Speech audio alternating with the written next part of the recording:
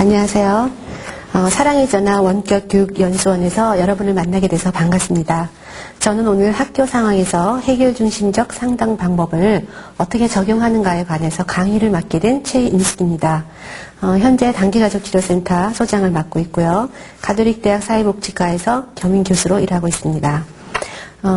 최근에 한 20, 30년 아주 짧은 역사를 갖고 있는 해결 중심적 상담 방법은 학교 상황에서 학생들을 지도하는 데 상당히 도움이 된다는 그런 유용성이 널리 펴지면서 학교 상황에서의 내담자를 도울 수 있는 방법들에 대한 교육을 많이 보편화시켜서 널리 퍼지고 있는데요. 강의에 들어가기 전에 이 해결 중심의 상담 방법에 대한 강의에 들어가기 전에요. 먼저 여기 이 강좌를 들으시는 분이 이 학생에 대한 사례를 한번 생각해 보시고 여러분들이 현직에서 교사로 계신다면 어떻게 이 아이를 도울 수 있을까? 여러분이 평소에 이런 어려움을 갖고 있는 아이들을 대할 때 하시는 상담 방법을 머릿속에 한번 생각을 해보시기를 바랍니다. 이 아이는 지금 고등학생 정도 연령의 청소년인데요. 학교 생활에 어려움이 있고요. 학교에 잘 안 나간다든지 지각, 결석, 또 학교 성적이 저하되어 있고요.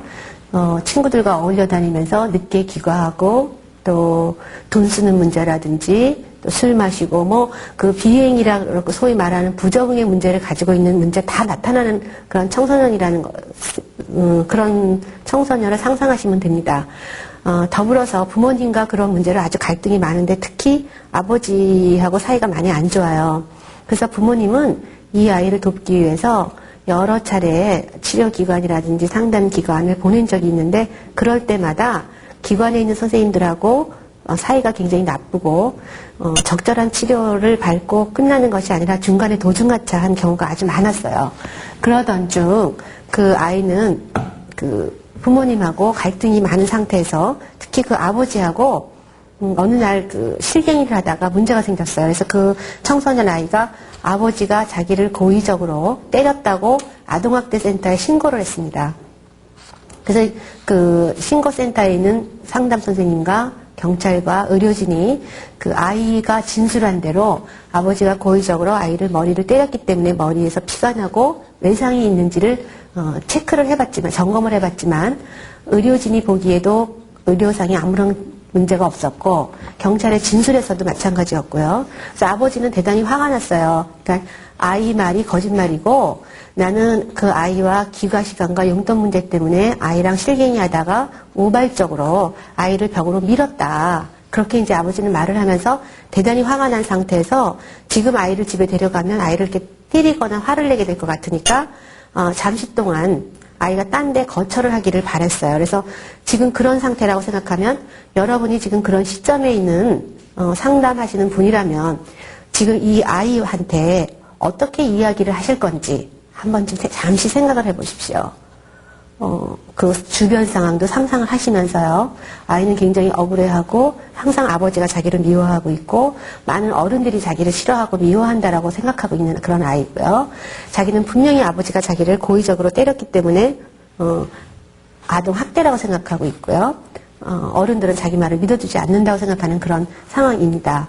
그럴 경우 또 이 아이 하나 더 생각하실 거는 처음 이런 일이 일어난 게 아니라 여러 차례 여러 가지 일이 있을 때마다 그 아이는 사실대로 말하지 않고 거짓말을 많이 하는 아이다. 이런 얘기를 많이 듣고 있는 상황이고 여러 기관에 가서 치료를 받았거나 상담을 받을 때도 그 선생님들이 통제 불가능 아이라는 그런 이야기를 한결같이 결론을 많이 맺은 아이거든요. 그렇다면 여러분들은 그 아이에게 도움을 주기 위해서 어떻게 이야기를 진행해 나가겠습니까? 한번 생각을 해보시고요.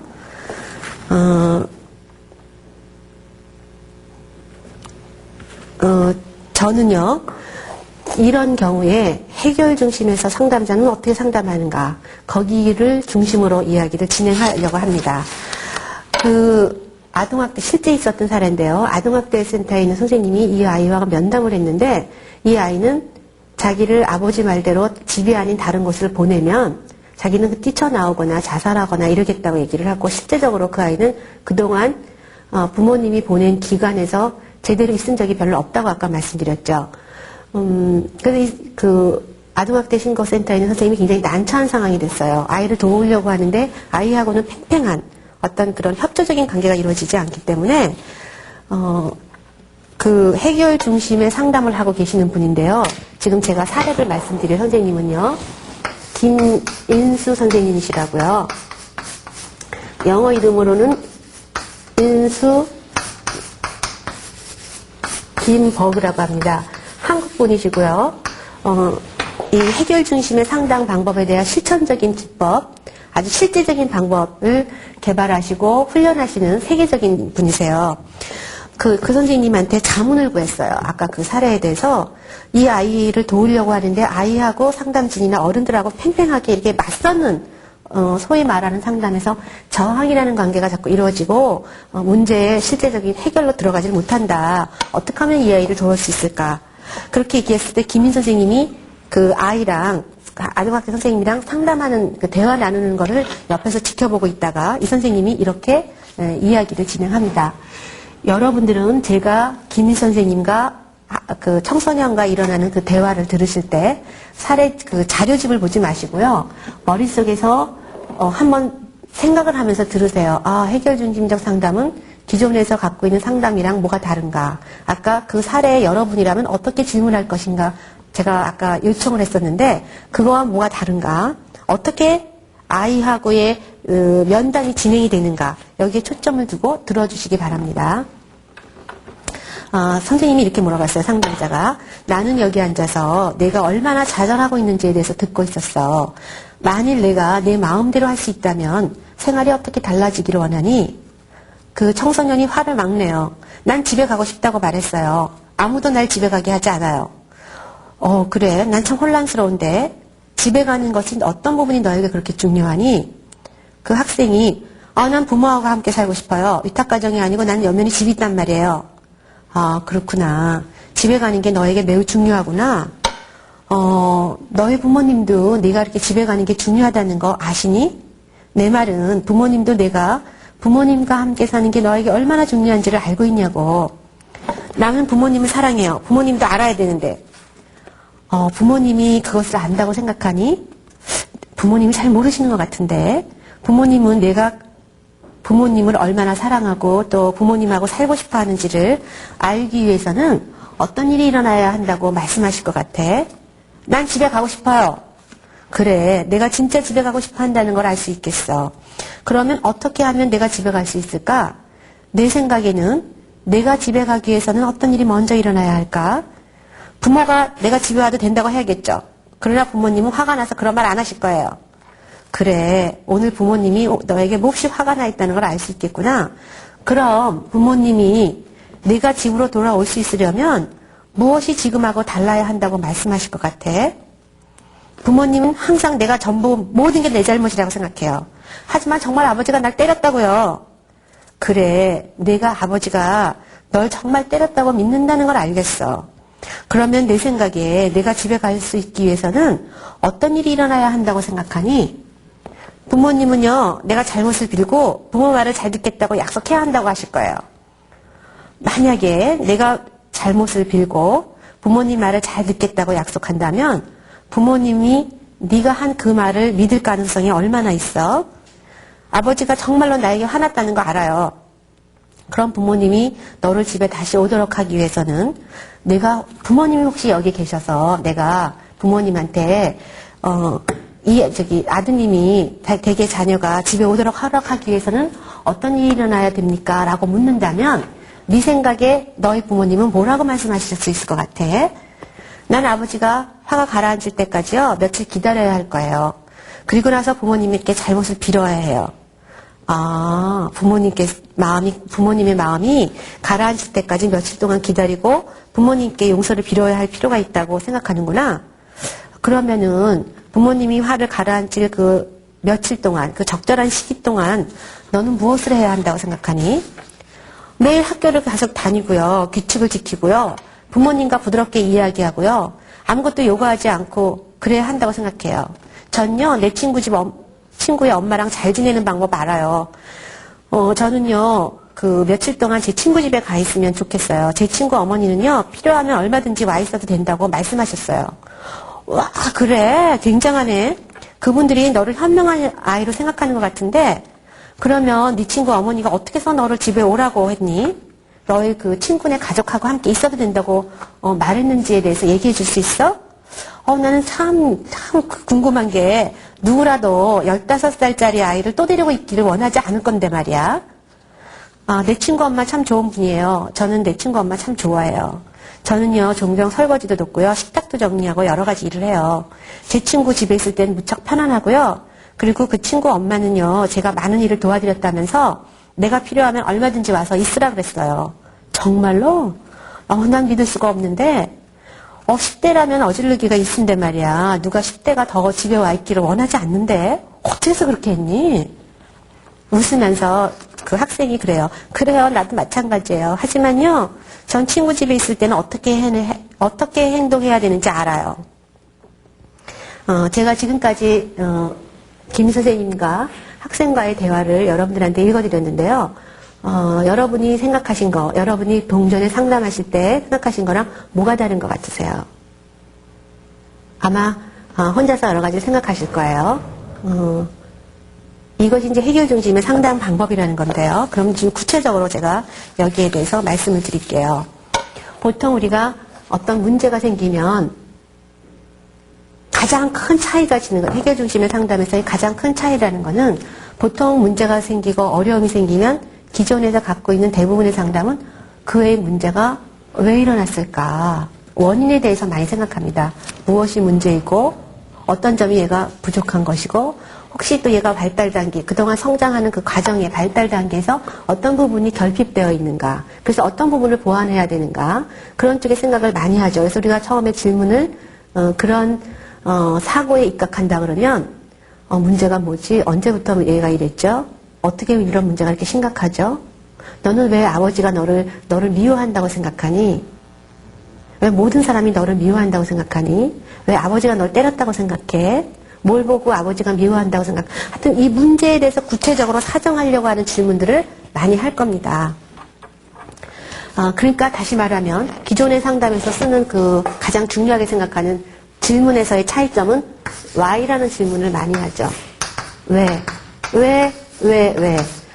왜라는 건 다시 말하면 그 문제가 야기되어 있는, 문제가 생기게 된 것에 대한 원인을 구체적으로 규명하려고 그러죠. 다시 말하면 요거는 우리가 문제에 대한 사정이라고 그러죠. 사정 또는 평가를 하기 위해서 문제가 언제부터 왜 어떻게 발생했는가에 대해서 아주 구체적으로 질문하는 걸로부터 시작을 합니다.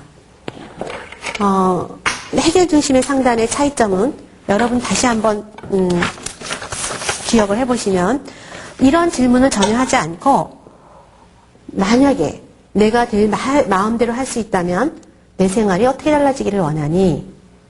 문제의 원인에 대해서는 하나도 묻지 않고 다시 말하면 여기에서의 관심, 해결 중심에서 관심 있는 건 이쪽이 아니라, 그러니까 이게 아니고요. 이 Why에 대한 질문이 아니고 내담자가 원하는 게 뭔가?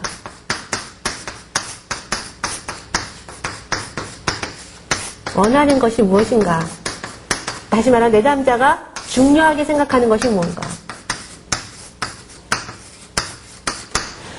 기존에서의 대부분의 상담 방법은 문제의 원인을 잘 알아야만 해결할 수 있기 때문에 얘가 왜 아버지가 때렸다고 생각하나? 너 왜 그런 행동을 했니? 이런 질문 대신에 여기는 만약에 될 수만 있다면, 만약이라는 얘기를 했죠. 그러니까 만약에 될 수만 있다면 어떻게 생활이 달라졌으면 좋겠니? 그래서 그 아이가 원하는 건 집에 가는 거였죠. 집에 가고 싶다.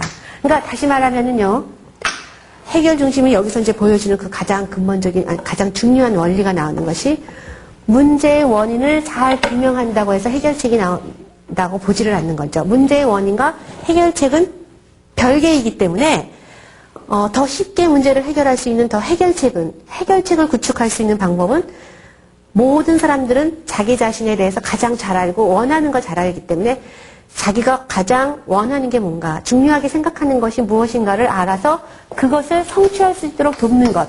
그것이 해결 중심에서 갖고 있는 가장 중요한 거죠. 그러면 그것을 향해서 접근하는 방법에서의 차이도 또 무엇인가를 한번 간략하게 생각해보고 적용을 해보도록 하죠. 그러니까 여기서 보면 그러죠. 전 집에 가고 싶어요. 그러니까 집에 가는 게 너한테 어떻게 중요하니? 이 내담자가 원하는 게 뭔가, 중요한 게 뭔가에서는 아까 그 사례로 돌아가면 얘가 비행이 일어나는 또는 부정이 일어나는 원인에 대해서는 하나도 규명하지 않았어요. 원인을 하나도 규명하지 않고 거기에 대해서는 관심을 갖지 않았어요. 대신에 관심을 가진 거는 이 아이가 원하는 게 뭐냐, 원하는 것. 이 원하는 게 집에 가는 거였죠. 집에 가는 게 이 아이한테 어떻게 중요한가. 그거를 자꾸 물어봐요. 그러니까 결국 여기서 해결 중심에서 갖고 있는 가장 중요한 그 포인트가 나오는 게 뭐냐면 내담자의 준것들이라는 거예요. 내담자의 준것들. 내담자가 어떤 생각을 하고 무엇을 원하는가에 내담자의 준것들을 탐색하려고 합니다. 진정한 호기심을 갖고 전체적으로 상담자가 내담자의 이야기를 다 듣고 이 사람한테 뭐가 필요하다라 해서 어떤 걸 주기보다는 전적으로 내담자가 원하는 것이 무엇인가에 대해서 호기심을 갖고 묻는 거죠. 그게 내담자의 준것들이라는 겁니다. 영어로 표현하면요. 우리가 그거를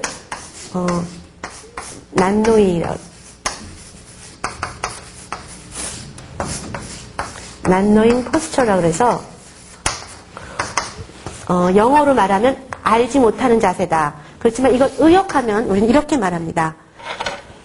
내담자의 인생에 대해서 아무리 전문가를 할지라도 내담자에 의해서 내담자가 이야기하는 걸 들어야만 그 사람이 어떻게 생각하고 뭘 중요하게 생각하고 그런 걸 알 수 있기 때문에 전적으로 내담자의 준 것들에 이렇게 해서 내담자를 알고자 하는 자세로 의역을 했어요. 내담자를 알려고 하는 자세. 이 내담자를 알려고 하는 자세는 내담자가 우리가 흔히 들으면 어떤 문제를 가진 사람이라 그러면 벌써 우리가 딱 들으면서 저 사람은 이러이러한 문제를 가질 거야 라고 하는 어떤 가설이나 어떤 거를 생각하게 되죠. 이 사람이 지금 어떤 문제를 알코올 중독의 문제를 가진 사람을 보니까 이 사람은 구강기 때 어떤 문제가 있었나 보다. 아니면 부부관계에 어떤 문제가 있는가 보다. 라는 어떤 뭐라 그럴까요? 이론적인 어떤 이론적인 어떤 준것들에 입각해서 정말 그런가 아닌가의 가설을 검증해 나가는 그런 과정을 겪으면서 접근을 하는 것이 기존 상담이라면 해결 중심에서는 그런 생각이 전혀 없고 내담자에 대해서 알고자 하는 자세를 갖추는 것이 지금 제가 자료집에 페이지를 보면 한 10페이지 정도의 그 부록 부분에서 보면 해결 중심의 대화라는 부분에 있습니다. 그거를 잘 읽어보시면 여기에서 보여주는 상담자의 자세가 내담자의 준 것들 난노잉 포스처를 설명하는 거예요. 그러니까 내담자가 어떻게 해서 집에 가는 게 그렇게 중요한지 아버지랑 그렇게 불화가 있고 부모하고 싸우고 치료기관이나 어떻게 도와주려고 해도 상담자하고 맞서고 부딪히는 이 아이가 집에 가고 싶어 한다. 그러면 집에 가는 그것이 얘가 왜 이런 문제를 가졌나를 알려고 하는 그거를 꼭 그걸 알아야만 해결하는 것이 아니라 그거를 모르더라도 얘가 집에 가려고 하는 것이 얘한테는 어떻게 중요한 건가, 어떤 의미가 있는가. 그거를 파악함으로 인해서 집에 갈 수 있도록 도와주는 방법이죠. 이 전체적인 것이 그 내담자를 알고자 하는 자세입니다. 그러면은 내담자를 알고자 하는 자세, 내담자의 준 것들을 갖는 것이 어떻게 해서 중요하냐. 이게 굉장히 중요하다고 강조를 했는데 그 이유는 아까 초기에 제가 말씀드렸죠. 기존 상담에서는 왜라는 질문을 굉장히 중요하게 생각한다. 원인. 근데 여러분도 한번 제가 질문을 혹시 이렇게 한다 그러면 한번 생각해 보세요. 자, 여러분들, 우리 이런 질문 많이, 이거 왜 했어? 이거 왜 이래? 이게 왜 이런 것 같아? 이렇게 질문을 받으면 여러분 어떠세요? 대답을 한번 생각해 보세요. 이거 왜 들으세요? 이 강좌. 이거 왜 했어? 이거 누가 이렇게 왜 했니? 이러면 어때요? 또 한 번 제가 이렇게 하죠. 어떻게 해서 이걸 하실 생각을 다 하셨죠? 여러분들 보세요. 이 원격 교육 연수원에 오셔서 이 강좌를 듣는 거 혼자서 이렇게 듣는 거잖아요. 또 강의라는 건 힘들어도 가서 옆에 사람하고 얘기 들으면서 참여하면서 또 상호작용인데 이건 원격 교육이라는 것은 정말 굉장히 듣고자 하는 사람들이 들으시는 건데 그럼 이런 강좌에 돈을 내시고 시간을 들여서 이런 강의를 들으시는 건 어떻게 해서 이런 강좌를 들어야 되겠다 그렇게 결정하셨어요? 그렇게 하시는 것이 어떻게 도움이 되세요? 아까 질문이 why라는 질문하고 지금 how라는 질문, 어떻게? 라는 질문을 두 가지 했는데 이 차이가 뭐가 있는 것 같아요? why라는 질문을 했을 때는 많이들 그런 얘기하죠. 비난을 받거나 뭔가 잘못된 것 같아. 비난을 하는 것 같아서 기분이 나쁘거나 방어를 하고 싶거나 그런 생각이 여기 또 위축이 되거나 또는 거기에 대해서 방어를 하기 위해서 어떤 설명, 합리화하려는 그런 생각을 갖게 한다는 거죠. 다시 말하면 그런가 하면 how라는 질문은 어떻게 해서 그렇게 하셨죠? 어떻게 이렇게 성적이 요번에 올라갔니? 어떻게 이렇게 방청사 할 생각했어? 야, 아까 이게 나오죠, 보면. 와, 나 어떻게 해서 그런 생각했니? 와, 굉장하다. 10대 아이들은 보통 부모님이 데리고 있기 힘들어 하는데, 어떻게 네 친구 엄마는 너를 그 집에 오게 했어? 여기는 how라는 질문은 지금 아까 not knowing 포스처를 나타나는 거랑 유사해요. 호기심. 거기에 대한 어떠한 편견이나 상담자가 어떤, 갖고 있는 먼저의 어떤 가정 없이 전적으로 내담자를 따라가면서 내담자의 준 것, 이 사람이 어떻게 해서 그랬나, 저렇게 할 수 있었나, 전적으로 내담자를 따라가면서 알고자 하는 호기심을 반영하는 것이죠. 그러니까 why로 질문했을 때는 내담자들이 상대방이 경계를 한다거나 저항을 갖기가 쉬운 반면 how로 질문했을 때는 내담자들이 협조하기가 쉬워요. 아까 그 사례 같은 청소년도 계속해서 집에 가고 싶다고 목소리가 격양되듯이 얘기를 막 했지만 이 상담자가 계속해서 not knowing 포스처를 보여주는 거죠. 다시 한번 여러분이 보세요. 이 짧은 시간이지만 끝으로 갈수록 내담자의 자세가 어떤 식으로 변해가는지 상담자와 내담자와 사이가 협조관계가 이루어지는 거죠. 그리고 어떻게든 질문을 계속 나가다 보면 내담자가 갖고 있는 장점을 찾기가 쉬워요. why에서 왜 그랬지? 문제에 대해서 초점을 주게 되면 자, 한번 이런 측면을 한번 보죠. 해결 중심에서는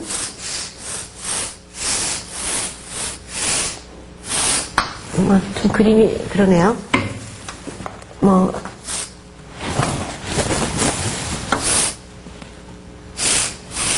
이렇게 됐다 그러면 보통의 경우에 상담에서 보면 이게 보통 일상생활 중에서 우리가 바이오리듬처럼 그런 바이오리듬도 있지만 해결 중심자들이 믿는 건 뭐냐면 모든 행동이 항상 문제가 되는 게 아니라 술을 마시는 사람도 365일 술 먹는 게 아니라 술을 더 마실 때도 있고 덜 마실 때도 있고 아주 산만한 아이라 하더라도 항상 산만한 게 아니라 산만한 게 조금 덜 할 때가 있다는 거죠. 근데 우리 보통 생활에서도 보면 이렇게 지내다가 잘 못 지낼 때가 있고요. 이렇게 지내다 계속 이렇게 나빠질 상황이 또 있는데 대개 우리가 기존에서 상담에서 묻는 거는 관심의 영역이 언제 이렇게 나빠지나 왜 나빠지나 why나 when이 다 이쪽에 대해서 물어봐요. 왜? 부족한 부분들. 그래서 이런 거를 잘 알아야 이 부족한 결핍되어 있는 부분을 메꿔서 여기를 이런 것처럼 연결시켜 줄 수 있다고 믿는 게 기존의 상담이라면 해결 중심의 상담은 보는 게 다른 쪽이죠. 이쪽을 묻는 게 아니라 어떻게 이럴 때는 좀 지내셨죠? 어떤 때는 이렇게 잘 지내는 기간이 길고 어떨 때는 짧고 어떨 때는 이것밖에 없다 하더라도 어떻게 이때는 이렇게 더 잘 지냈고 어떨 때는 이렇게 지냈고 요때보다 요때는 잘 지내는데 잘 지낼 때 또는 조금이라도 문제가 덜할 때에 대해서 관심을 갖고 질문해요. 그리고 또 나빠질 때가 아니라 이게 어려운 상황에서 이게 어떻게 이렇게 이쪽으로 이렇게 올라갔죠? 무엇이? what에 대한 질문이 what, how. 가급적인 why 질문은 피한다는 거죠. why 질문을 할 때도 물론 있는데 왜라는 질문을 함으로 인해서 내담자와의 협조관계 이루어지는 이쪽 질문을 많이 한다는 거죠.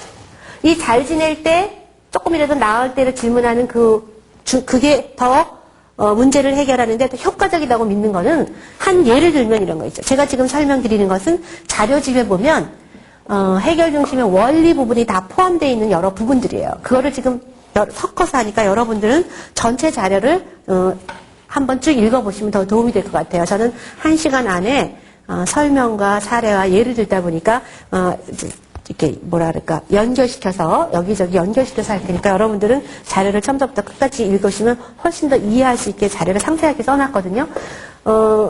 지금 이 문제나 결핍되어 있는 부분을 얘기하는 것보다 조금이라도 잘하거나 조금이라도 낫거나 힘든 중에서 이 부분이 얘기하는 게 더 도움이 된다라는 것을 하나의 또 예를 들어서 우리가 보면 이런 거 있죠. 우리가 그런 거 많이 하죠. 너 움직이지 마. 담배 피우지 마. 일찍 들어와. 뭐뭐 하지 마.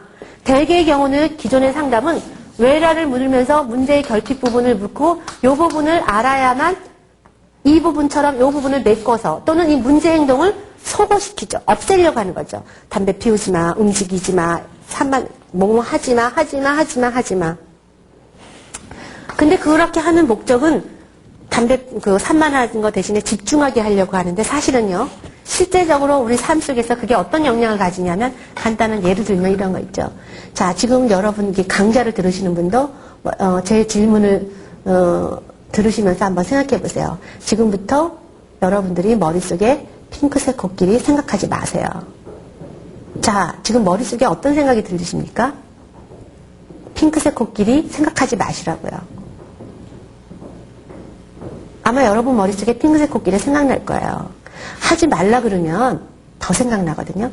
우리 어렸을 때도 그런 거, 이거 먹지 마 그러면 그거 가서, 이거 보지 마, 이거 건드리지 마 그러면 가서 한번 하고 싶을 거예요. 그러니까 하지 말라 그러면 더 하고 싶어요. 다이어트가 대표적인 예죠. 오히려 하지 말라 그러는 게 더 하게 되는, 더 잘하게 되는 게 아니라 더 그 문제가 더 나아지게 되는데 도움이 덜 되더라. 해결 중심에서는 그래서 생각하는 게 뭐냐면 하지 말라고 하는 것이 아니라 잘 지낼 때 얘가 조금이라도 산만한 아이라 그러면 조금이라도 얘가 집중할 때는 언제 있죠? 무엇을 할 때 집중하나요? 그것이 예외 상황입니다. 이 예외에 대해 초점을 둬요. 문제에 대해서는 전혀 언급하거나 알려고 하지 않고 잘하는 것을 어떻게 하면 해결 중심을 다른 말로 요약하면 잘하는 걸 확대할 수 있도록 돕는 게 해결 중심이에요.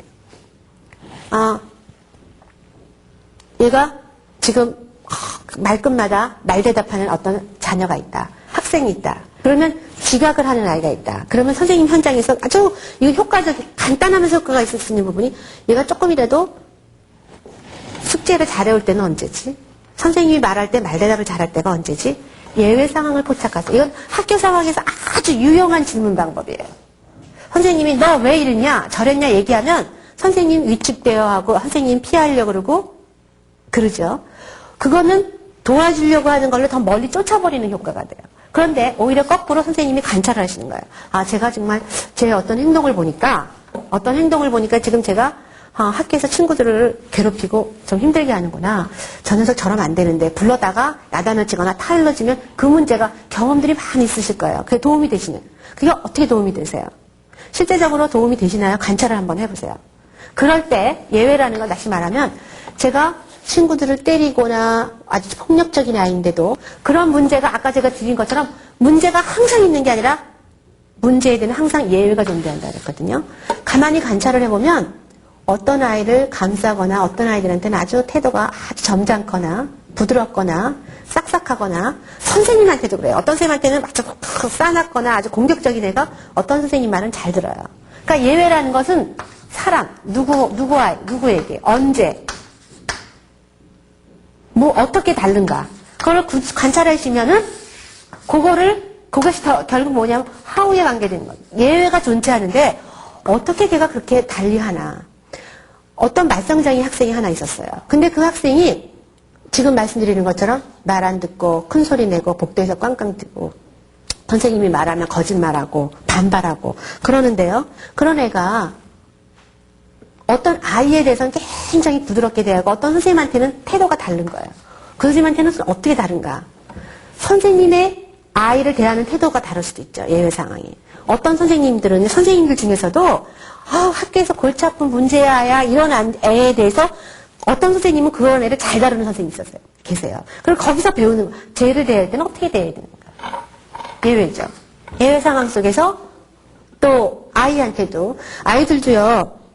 엄마한테는 막 땡땡거리는 애가 이모한테는 안 그런 애들이 있거든요. 어떻게 그러냐. 그런 부모님들한테 저희가 물어봐요. 어떻게 애가 그러죠? 그러면 부모님이 처음에는 얘는요 누구한테나 땡땡거리고 누구한테나 아니오라 그러고요. 고분가분한 적 한 번도 없어요. 예외가 존재하지 않는다고 믿고 있어요. 대부분의 사람들이. 제가 상담할 때도 그런 거 많이 느껴요. 선생님 조금 눈곱만 찌라도 그런 게 있으면 이런 상담을 왜 옵니까? 이런 얘기를 많이 하거든요. 우리가 그쪽을 보지 않았기 때문에 항상 문제를 주시했기 때문에 그리고 조금이라도 얘는 성에 차지 않아요. 만족스럽지 않기 때문에 그거는 간주하지 않아서 그래요. 저희 해결 중심을 하는 사람들이 믿는 거는 뭐냐면 작은 변화가 큰 변화를 갖고거든요. 지금은 작은 싹이지만 그 싹을 어떻게 키우냐에 따라서 우리가 처음에 만날 때 시작은 여기 있다 하더라도 부정적으로 가느냐 이 싹을 키워서 다 번성시켜서 좋은 쪽으로 가느냐는 어떻게 상대방에 대해서 질문하냐예요. 다시 말하면 이 질문은 어디서 오겠어요? 우리가 생각하는 방향이 사고의 방향에서 오는 거예요. 작은 변화가 큰 변화. 조금 잘한 거를 가지고 자꾸 키워서 키를 번성시킨다라는 거죠. 그것이 해결 중심. 조금이라도 잘하거나 더 잘하는 것을 키워내서 더 잘하게 만드는 것이 해결 중심의 가장 핵심적인 부분이죠.